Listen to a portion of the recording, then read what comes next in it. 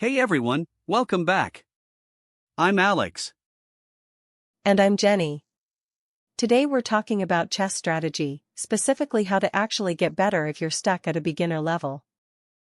This is a topic close to my heart because I was stuck for years, honestly. Same here. So let's start with the basics. What's the first thing people get wrong when they're learning chess? I'd say it's focusing too much on individual pieces instead of the whole board. New players fall in love with their queen and forget everything else. Right, the queen trap. She comes out early, looks powerful, and then gets chased around for 10 moves while the opponent develops for free. Exactly. And that leads into our first real tip: control the center before you do anything fancy. Can you explain why the center matters so much? I think a lot of listeners have heard it but don't really know why. Sure. Pieces in the center control more squares. A knight on the edge of the board only covers a few squares, but a knight in the center covers up to 8. So it's really about piece efficiency. Exactly, efficiency and options. More control means more flexibility later in the game. Okay, so tip 1 is control the center. What's next? Tip 2 is king safety. Castle early, ideally within the first 10 moves. I used to delay castling because I thought I was being clever, saving it for a better moment. That's a common trap. The longer you wait, the more likely your opponent finds a way to attack before you're safe. So basically, safety first, cleverness later. Perfect way to put it. Now let's talk about piece development, because this connects to both of those points. Go for it.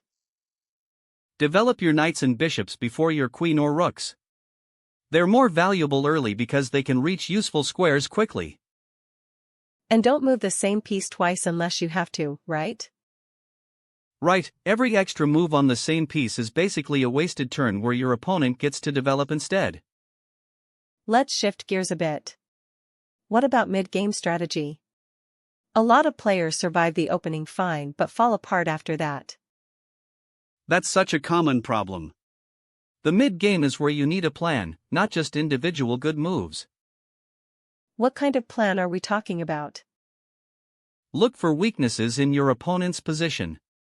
Maybe they have a weak pawn, an open file, or a king that's slightly exposed. So it's less about memorizing moves and more about reading the position. Exactly. Chess isn't really about memorization at the amateur level, it's about pattern recognition and asking good questions. What kind of questions should players ask themselves every turn? Simple ones. What is my opponent threatening? What's my weakest piece? Is there a way to improve my worst piece this turn? I love that last one, improve your worst piece. That's such practical advice. It really is. A lot of strong players think that way instinctively without even realizing it. Let's talk about endgames for a bit, since a lot of beginners just kind of panic once most of the pieces are traded off.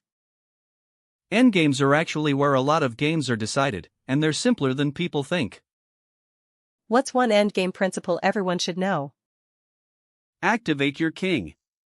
In the endgame, the king becomes a strong piece, not something to hide anymore. That's such a mindset shift from the opening, where you're protecting the king at all costs. Totally different phase, totally different priorities. That's part of what makes chess so interesting.